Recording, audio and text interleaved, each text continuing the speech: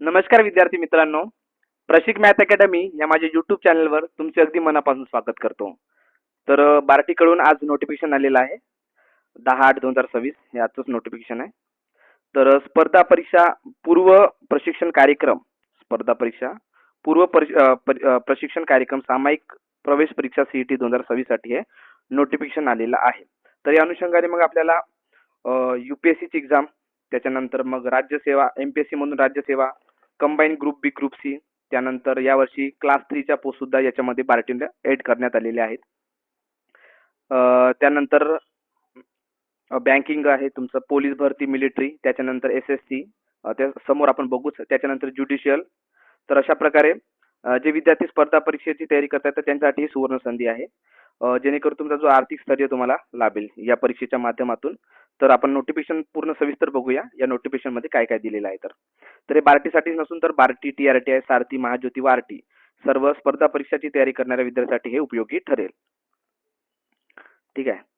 तर सामायिक प्रवेश परीक्षा सीईटी 2026 बार्टी, टीआरटीआय, सारथी, महाज्योती व आरटी या संस्थांमार्फत त्यांच्या लाभार्थी गटाच्या आर्थिक तसेच सामाजिक विकासाकरिता विविध प्रकल्प, योजना तसेच विविध स्पर्धा परीक्षा पूर्व प्रशिक्षण कार्यक्रम राबवले जातात. बार्टी मार्फत सन 2026 करिता राबवण्यात येणाऱ्या विविध स्पर्धा परीक्षा पूर्व प्रशिक्षण बाबतची जाहिरात ही 7/8/2026 रोजी बार्टीच्या संकेतस्थळावर, वेबसाईटवर त्यांनी प्रसिद्ध केलेली होती आणि वर्तमानपत्र सुद्धा अशी माहिती होती जी आपण आपल्या टेलिग्राम चॅनलला टाकलेली होती. सन 2026 करिता स्पर्धा परीक्षा पूर्व प्रशिक्षण कार्यक्रमाच्या सामायिक प्रवेश परीक्षेसाठी सीईटी 2026 पात्र व इच्छुक उमेदवारांकडून ऑनलाईन अर्ज मागवण्यात येत आहेत. ओके. सो सामायिक प्रवेश परीक्षा सीईटी 2026 ऑनलाईन अर्ज भरण्यासाठीची अधिकृत लिंक उपलब्ध करून देण्यात आलेली आहे. तरी सर्वांनी कोणती वेबसाईट आपल्याला यूज करायची आहे तर बार्टी CET2026.cbtexam.in या लिंकचा वापर करून आपला अर्ज विहित वेळेत सादर करावयाचा आहे. ओके. सो फॉर्म कसा भरायचा याबद्दल सुद्धा मी डिटेल व्हिडिओ टाकणार आहे, तो तुम्ही पाहून घ्याल. सो ही वेबसाईटची लिंक जी आहे ती आपल्या Prashik math academy, Prashik math and GS academy या टेलिग्राम चॅनलला मी टाकलेली आहे. तर व्हिडिओच्या डिस्क्रिप्शन बॉक्समध्ये मी टेलिग्रामची चॅनलची लिंक देईन, तिथून तुम्ही त्या वेबसाईटला जाऊ शकता. तिथं मी लिंक देईन, म्हणजे माझ्या टेलिग्राम चॅनलवरच ही लिंक अवेलेबल आहे. तुम्ही तिथे क्लिक करून तुम्ही इझिली फॉर्म भरू शकता. ओके. सो या लिंकचा आपल्याला वापर करायचा आहे. बार्टी CET2026.cbtexam.in या लिंकचा वापर करून अर्ज विहित वेळेत म्हणजे 23 ऑगस्ट पर्यंत आपल्याला फॉर्म भरायचा आहे. 9 ऑगस्ट पासून सुरू झाला आणि 23 ऑगस्ट पर्यंत आपल्याला फॉर्म भरायचा आहे. तसेच त्याबाबतच्या मार्गदर्शन सूचना खालीप्रमाणे सोबत जोडण्यात आलेल्या आहेत. ओके.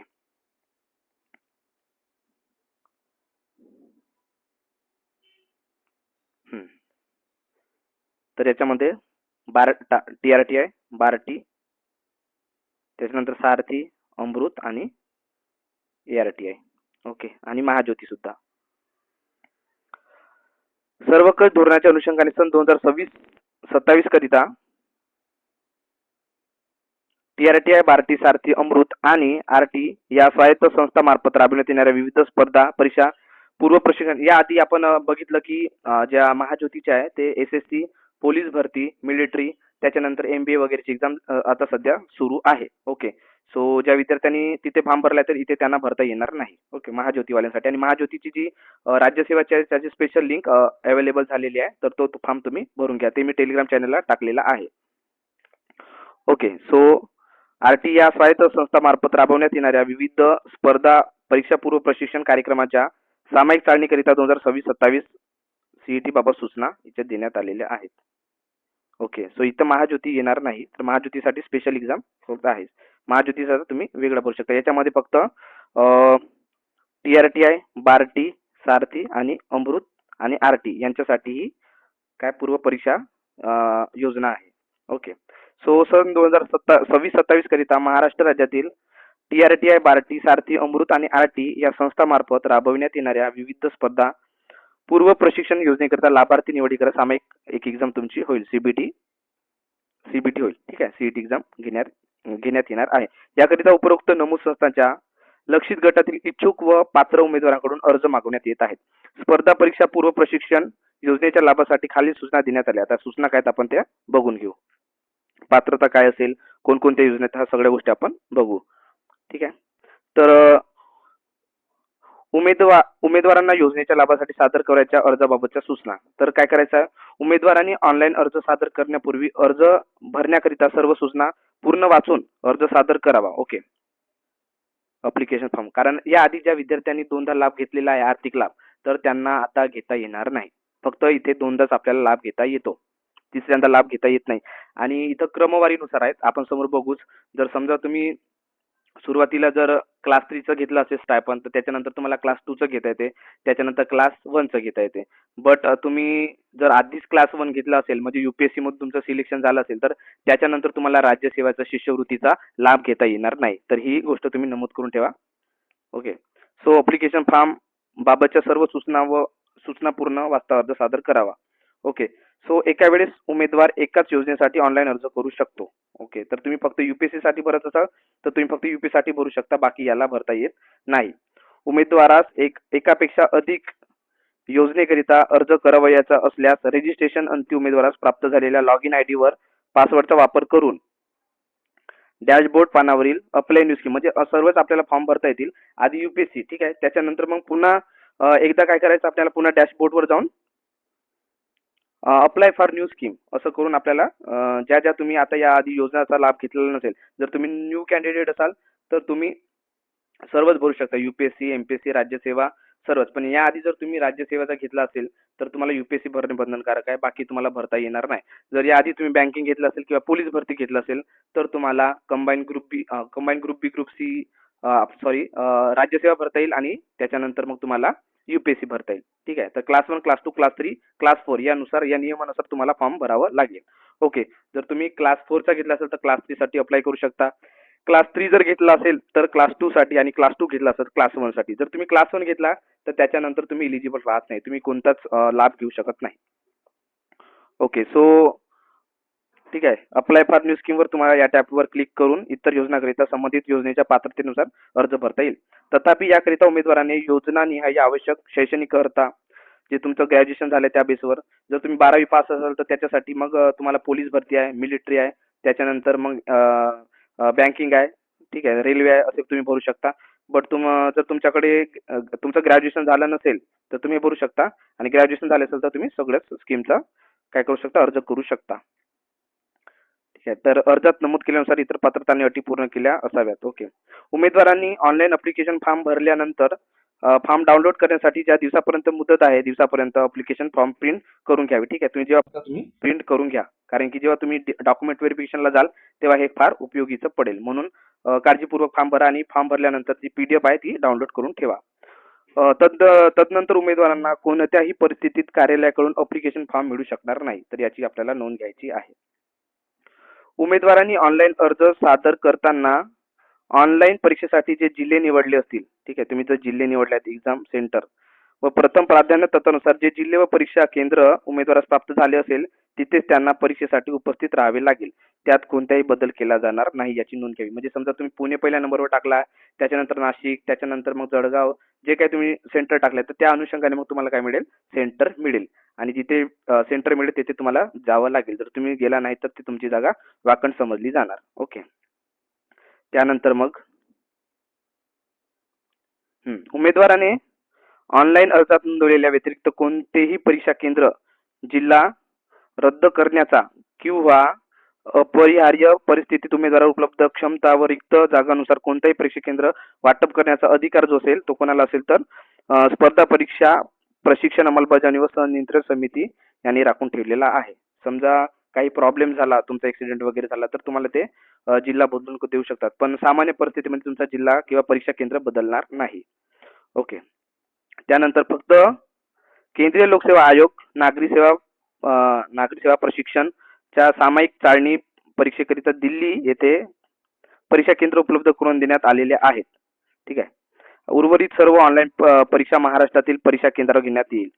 ओके. सो जे विद्यार्थी युपीएससी साठी अप्लाय करतायत तर त्यांना फक्त कुठं द्यावी लागेल, तर दिल्लीला परीक्षा केंद्र उपलब्ध करून देण्यात आलेले आहे, तर त्यांना महाराष्ट्रात पेपर देता येणार नाही. युपीएससी वाले जे स्टुडंट्स आहेत, युपीएससी जे फॉर्म भरतील त्यांना महाराष्ट्रामध्ये सेंटर अवेलेबल नाही, तर त्यांना दिल्लीला जाऊन पेपर द्यावं लागेल. ओके. ज्या उमेदवारांना एकापेक्षा जास्त प्रशिक्षणासाठी अर्ज करायचा आहे अशा उमेदवारांनी याबाबत स्वतःच्या जबाबदारीने परीक्षा केंद्र निवडावेत. कोणत्याही परिस्थितीत परीक्षा केंद्र बदलून देण्यात येणार नाही याची नोंद घ्यावी. ठीक आहे, तर मग काळजीपूर्वक तुम्हाला जवळ पडेल असं परीक्षा केंद्र तुम्ही काय करा, निवडा. ओके. त्यानंतर मग शासकीय सेवेत असणाऱ्या उमेदवारास या प्रशिक्षण योजनेचा लाभ घेता येणार नाही. जे गव्हर्नमेंट सर्व्हिसवर आता सध्या लागले त्यांना या योजनेचा लाभ घेता येणार नाही. खोटी माहिती सादर केल्यास किंवा माहिती लपवल्यास किंवा ते निदर्शनास आल्यास चुकीची व दिशाभूल करणारी माहिती सादर केल्यास उमेदवाराला काय करण्यात येईल तर प्रवेश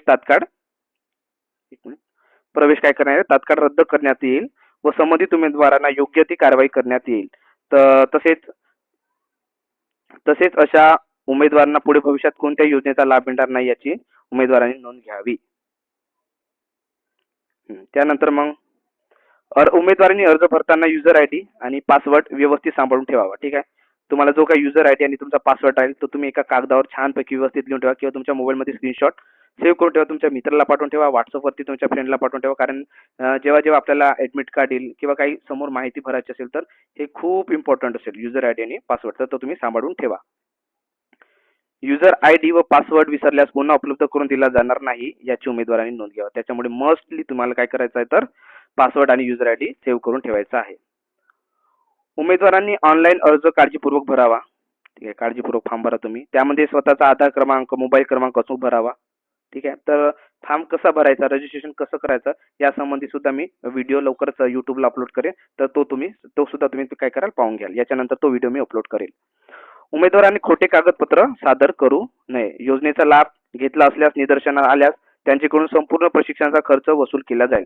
याआधी जर तुम्ही योजनेचा लाभ घेतला असेल तर तुम्ही काय फॉर्म भरू शकत नाही, तर त्यांच्यावर काय कायदेशीर कारवाई करण्यात येईल. पुढे भविष्यात कोणत्याही योजनेस ते पात्र राहणार नाही. उमेदवाराने सामायिक चाळणी परीक्षेबाबतचे प्रवेश पत्र जे ऍडमिट कार्ड आहे किंवा हॉल तिकीट तसेच परीक्षेबाबत असलेल्या सूचनांची माहिती संबंधित संस्थांच्या अधिकृत संकेतस्थळावर उपलब्ध करून दिलेल्या लिंकवरून डाउनलोड करावे. ठीक आहे. तर तुमचा आरटी असेल तर आरटी, बार्टी असेल तर बार्टी, सारथी असेल तर सारथी, अमृत असेल तर अमृत, टीआरटी असेल तर टीआरटी, त्या स्पेसिफिकच तुम्ही काय करू शकता तिथून डाउनलोड करू शकता. त्यानंतर मग सामायिक चाळणी परीक्षेबाबतचे सीईटी वेळापत्रक आदिवासी संशोधन व प्रशिक्षण संस्थेच्या अधिकृत वेबसाईट जी आहे कोणती टीआरटी आहे महाराष्ट्र गव्हर्नमेंट.in या संकेतस्थळावर प्रसिद्ध करण्यात येईल. उमेदवारांनी वेळोवेळी सदर संकेतस्थळास भेट देणे अनिवार्य आहे. उमेदवारांनी एकापेक्षा जास्त योजनेसाठी ऑनलाईन अर्ज सादर केल्यास प्रसिद्ध वेळपत्रकानुसार ऑनलाईन परीक्षेसाठी परीक्षा केंद्रावर विहित वेळेत उपस्थित राहण्याची सर्व जबाबदारी कोणाची आहे तर उमेदवारांची राहील. याबाबत कोणत्याही प्रकारे परीक्षा केंद्र व परीक्षेच्या निर्धारित वेळेत बदल करण्यात येणार नाही. या गांभीर्याने याची नोंद घ्यावी. त्यानंतर मग सामायिक प्रवेश परीक्षेसाठी सीईटी उमेदवारांनी ऑनलाईन अर्ज करतेवेळी सादर केलेल्या कागदपत्रांच्या आधारे परीक्षेस बसण्यास मान्यता देण्यात आलेली आहे. तरी उमेदवारांनी कोणत्याही चुकीची किंवा खोटी कागदपत्रे अपलोड करू नयेत. जो तुमचा आधार कार्ड आहे, पॅन कार्ड, जे काही आयडी कार्ड आहे ते बरोबर तुम्ही अपलोड करा. ठीक आहे. त्याच्यानंतर कॅटेगरी सर्टिफिकेट, कास्ट सर्टिफिकेट ते सुद्धा काय तुम्ही व्यवस्थित अपलोड करा. तथापि सामायिक चाळणी परीक्षेतून निवड झाल्यानंतर मूळ कागदपत्रांची पडताळणी करून सामायिक चाळणी परीक्षेच्या गुणवत्तेच्या आधारावर काय होत तुमची अंतिम निवड करण्यात येईल. त्यानंतर मग सामायिक चाळणी परीक्षा उत्तीर्ण होऊन निवड झाली तरी निवड अंतिम ग्राह्य धरण्यात येणार नाही. उमेदवाराने कागदपत्रे तपासणी दरम्यान नमूद केलेली विहित मूळ कागदपत्रे सादर न केल्यास निवड रद्द करण्यात येईल. त्याच्यामुळे तुमचे डॉक्युमेंट जे काय आहेत ते तुम्ही व्यवस्थित अपलोड करा जेणेकरून मग शेवट आपल्याला काय प्रॉब्लेम येता कामा नये. त्यानंतर मग निर्धारित केलेल्या वेळापत्रकानुसार सामायिक प्रवेश परीक्षा सीईटी घेण्यात येणार असल्याचे सर्व योजनांची परीक्षा संपल्यावर सर्व संबंधित योजनांच्या सामायिक प्रवेश परीक्षांची गुणवत्ता यादी प्रत्येक संस्थेच्या अधिकृत संकेतस्थळावर प्रसिद्ध करण्यात येईल. समजा आपला जेव्हा एक्झाम होते तेव्हा आपला जेव्हा फायनल रिझल्ट असेल ते आपापल्या वेबसाईटवर काय होईल अपलोड होईल. जसं महाज्योतीला इथं तर महाज्योती नाही पण आरटी, बार्टी, टीआरटीआय, अमृत तुमच्या स्पेसिफिक जी काही वेबसाईट असेल मी सगळ्या वेबसाईट नंतर देईन, लिंक वगैरे आपल्या टेलिग्राम चॅनलवरती अपलोड करून देईन. ठीक आहे. तर त्याच साईटवर जाऊन तुम्हाला काय करायचं आहे तर तिथून तुमचा रिझल्ट डाउनलोड करायचा आहे. ओके. त्यानंतर मग याबाबत केवळ संस्थेच्या संकेतस्थळावरच सूचना प्रसिद्ध केल्या जातील. वैयक्तिक स्वरूपात कोणत्याही उमेदवारांना कळवण्यात येणार नाही याची नोंद घ्यावी. उमेदवारांनी याबाबत कार्यालयात दूरध्वनीद्वारे संपर्क साधून विचारणा करू नये. तसेच कार्यालयातील कोणत्याही अधिकारी किंवा कर्मचारी यांच्या भ्रमणध्वनीवर काय संपर्क साधू नये. सदर योजनेची सामायिक चाचणी परीक्षा जी सीईटी आहे उत्तीर्ण होऊन मूळ कागदपत्रे तपासणी झाल्यानंतर उमेदवारांनी निवड केलेल्या संबंधित प्रशिक्षण संस्थेत प्रवेशित झाल्यानंतर नियमानुसार शासनाने निश्चित केलेल्या कालावधीचे प्रशिक्षण कार्यक्रम पूर्ण करणे बंधनकारक आहे. या प्रशिक्षण कालावधी दरम्यान उमेदवारास इतर कोणत्याही कारणास्तव प्रशिक्षण कार्यक्रम अर्धवट सोडता येणार नाही. ठीक आहे, तर तुम्हाला क्लास करावा लागेल, ऑनलाईन किंवा ऑफलाईन असेल.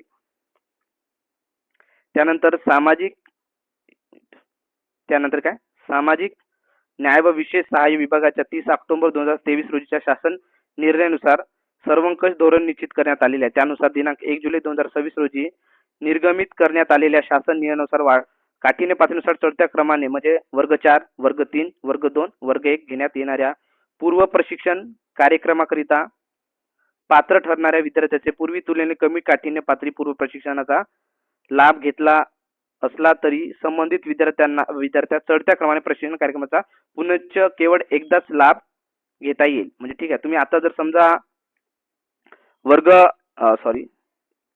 तुम्ही समजा वर्ग 4 साठी क्वालिफाय झाले तर नंतर तुम्ही पुढच्या वेळेस तुम्ही वर्ग 3, वर्ग 2 किंवा वर्ग 1 साठी अप्लाय करू शकता. जर तुम्ही वर्ग 4 आधीच घेतला तर तुम्ही वर्ग 3, वर्ग 2 किंवा वर्ग 1 साठी अप्लाय करू शकता. समजा तुम्ही वर्ग 3 सुद्धा घेतला तर तुम्ही वर्ग 2 किंवा वर्ग 1 साठी अप्लाय करू शकता. जर समजा तुम्ही वर्ग 2 घेतलाय तर ऑनली फक्त वर्ग 1 साठी तुम्ही काय करू शकता तर अप्लाय करू शकता. बाकी तुम्ही नॉट एलिजिबल राहाल. तर अशा प्रकारे चढत्या क्रमाने आपल्याला काय घेता येईल तर लाभ घेता येईल. किती जास्तीत जास्त 2दा लाभ घेण्यास पात्र राहील.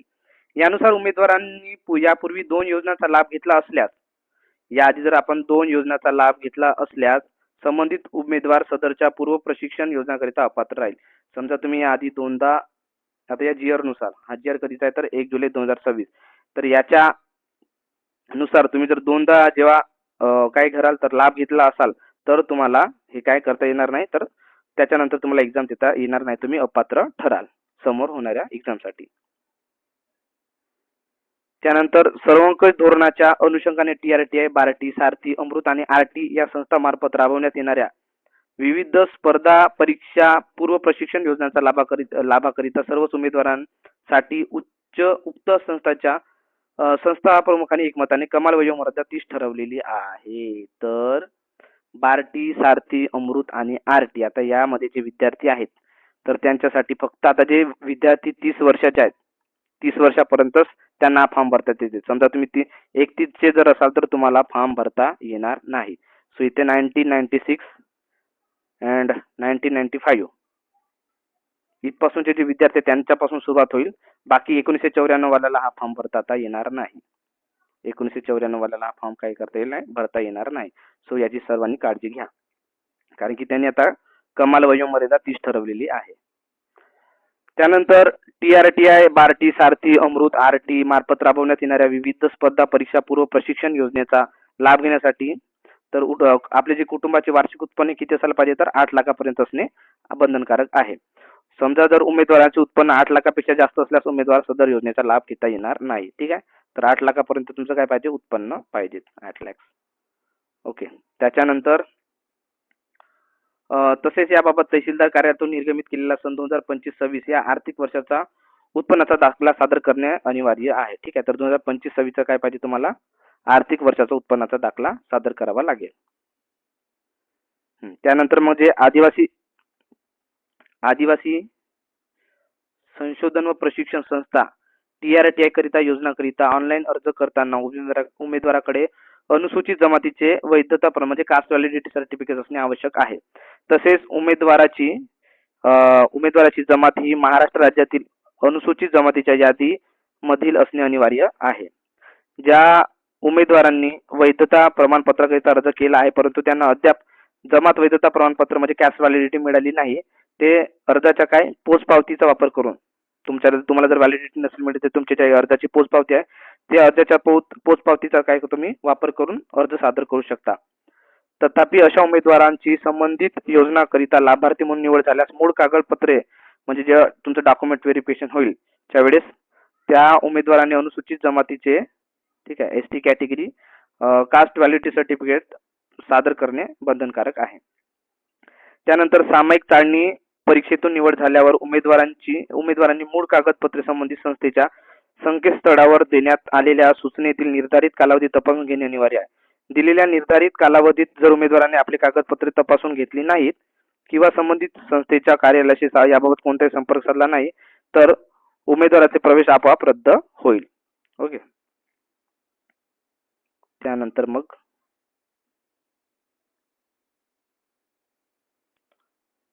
सर्व पूर्व प्रशिक्षण योजनांकरिता नियमानुसार महिला, दिव्यांग, अनाथ यांच्यासाठी जागा आरक्षित ठेवल्या जातील. ठीक आहे. महिलांसाठी आरक्षित जागा आहे, दिव्यांगसाठी आणि अनाथसाठी. परंतु आरक्षित जागेवर महिला, दिव्यांग, अनाथ पात्र उमेदवार उपलब्ध न झाल्यास समजा आता दिव्यांग व्यक्ती नाही मिळाली, महिला नाही मिळाली तर न झाल्यास सदर उमेदवारांच्या गुणानुक्रमे पात्र असलेल्या उमेदवारांना दिली जाईल. समजा दिव्यांग, अनाथ नसले किंवा महिला नसली तर मग काय जनरलला ती जागा मिळेल. सामायिक चाळणी परीक्षा प्रवेशपत्र, गुणवत्ता यादी, प्रतीक्षा यादी, कागदपत्रे पडताळणी तसेच इतर प्रक्रिया याबाबतची सर्व अद्ययावत माहिती प्रत्येक संस्थेच्या अधिकृत संकेतस्थळावर प्रकाशित करण्यात येईल. याबाबतची कोणतीही माहिती कोणत्याही उमेदवारास वैयक्तिक स्वरूपात किंवा लेखी पत्र व्यवहाराद्वारे कळवण्यात येणार नाही. ठीक आहे. तर प्रत्येक अपडेट ही मी टेलिग्राम चॅनल टाकत असेल तर त्यानुसार तुम्ही टेलिग्राम चॅनलला जोडून राहा. टेलिग्राम चॅनलची लिंक मी डिस्क्रिप्शन बॉक्समध्ये दिलेली आहे. ओके. सो आपल्याला काही पर्सनल मेल किंवा मेसेज येत नाही त्यामुळे मी प्रत्येक अपडेट ही आपल्या टेलिग्राम चॅनलला टाकत असतो म्हणून जॉईन करून ठेवा. सामायिक चाळणी परीक्षा तसेच निवड प्रक्रिया पूर्ण झाल्यानंतर काय तर TRTI, बार्टी, सारथी, अमृत आणि RT या संस्थेच्या लक्षित गटातील विद्यार्थ्यांचे प्रशिक्षण कार्यक्रम त्या संस्थेच्या नियम व निकषानुसार राबवतील. तसेच याबाबतचे सर्व नियम उमेदवारांना बंधनकारक असतील. त्यानंतर प्रशिक्षण योजनेच्या कालावधी दरम्यान उमेदवारास कुठेही शासकीय, निमशासकीय नोकरी करता येणार नाही. ठीक आहे. तसे आढळल्यास किंवा याबाबत काही तक्रार प्राप्त झाल्यास प्रवेश रद्द करण्यात येईल व नियमानुसार कार्यवाही करण्यात येईल. ओके. तर याची सर्वांनी काळजी घ्यावी. त्यानंतर विविध योजनानिहाय शैक्षणिक अर्हता. ठीक आहे. तर पूर्व प्रशिक्षण योजनेचं नाव शैक्षणिक अर्हता. ओके. तर कोणकोणत्या योजना इथे तर पहिल्यांदा UPSC नागरी सेवा परीक्षा पूर्व प्रशिक्षण दिल्ली व महाराष्ट्र इथं आपल्याला प्रशिक्षण घेताना पण एक्झाम आपली ही दिल्लीला होईल. ठीक आहे. तर कोणत्याही शाखेची पदवी उत्तीर्ण. त्यानंतर मग MPSC राज्यसेवा पूर्व परीक्षा पूर्व प्रशिक्षण कोणत्याही शाखेची पदवी चालेल इथं. मान्यताप्राप्त विद्यापीठाची स्थापत्य, अभियांत्रिकी, BE-BTech इंजिनियर वगैरे सगळे चालेल. ठीक आहे. सॉरी हे काय कोणासाठी आहे तर अभियांत्रिकी सेवा परीक्षा पूर्व प्रशिक्षणासाठी कोणकोणत्या पाहिजे तर BE-BTech कोणती civil and water management engineering, त्याच्यानंतर BE-BTech सिव्हिल इन्व्हायरमेंटल इंजिनिअरिंग, त्याच्यानंतर BE-BTech स्ट्रक्चरल इंजिनिअरिंग, त्याच्यानंतर BE-BTech कन्स्ट्रक्शन इंजिनिअरिंग आणि पुन्हा सेकंड काय तर मान्यताप्राप्त विद्यापीठाची यांत्रिकी, अभियांत्रिकी किंवा BE-BTech ऑटोमोबाईल इंजिनिअरिंग चालते, त्याच्यानंतर प्रोडक्शन इंजिनिअरिंग चालते, त्याच्यानंतर इंडस्ट्रियल इंजिनिअरिंग सुद्धा चालते.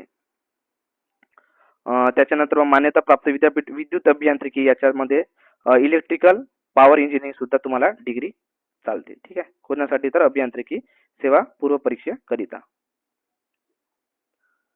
त्याच्यानंतर पुन्हा दिला आहे BE-BTech इलेक्ट्रॉनिक्स वाल्यांसाठी सुद्धा आहे, BE-BTech पॉवर सिस्टीम इंजिनिअरिंग साठी सुद्धा आहे आणि इलेक्ट्रिकल आणि इलेक्ट्रॉनिक्स इंजिनिअरिंग वाल्यासाठी सुद्धा काय आहे या योजनेचा लाभ घेता येईल.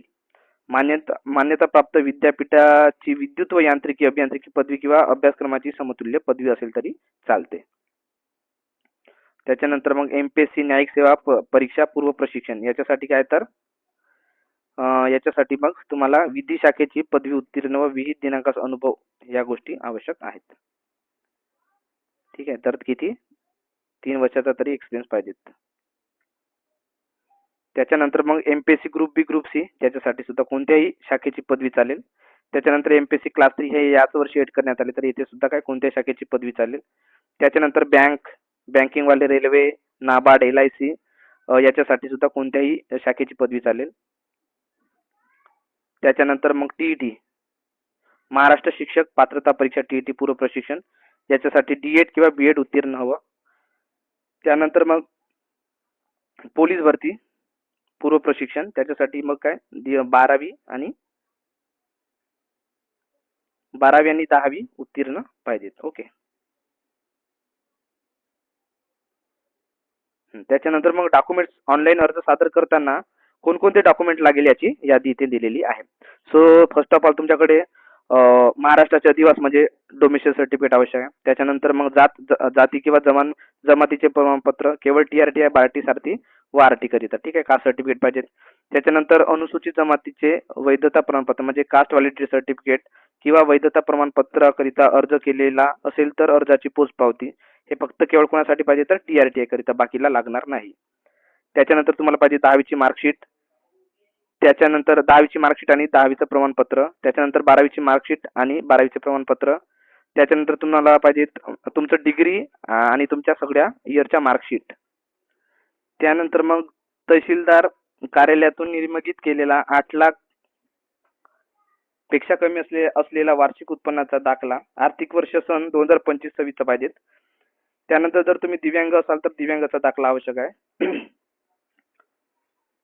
त्यानंतर मग अनाथ असल्याचा दाखला. त्याच्यानंतर मग नॉन क्रिमिलियर प्रमाणपत्र, हे फक्त सारथी संस्थेकरिता पाहिजेत काय नॉन क्रिमिलियर प्रमाणपत्र, बाकीला लागणार नाही. बार्टी टार्टी RTलाही लागणार नाही.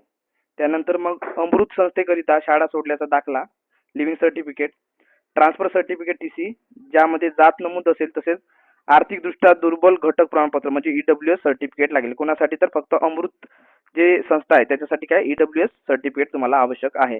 आणि त्याच्यानंतर काय TC ज्यामध्ये तुमची कास्ट नमूद केलेली असेल.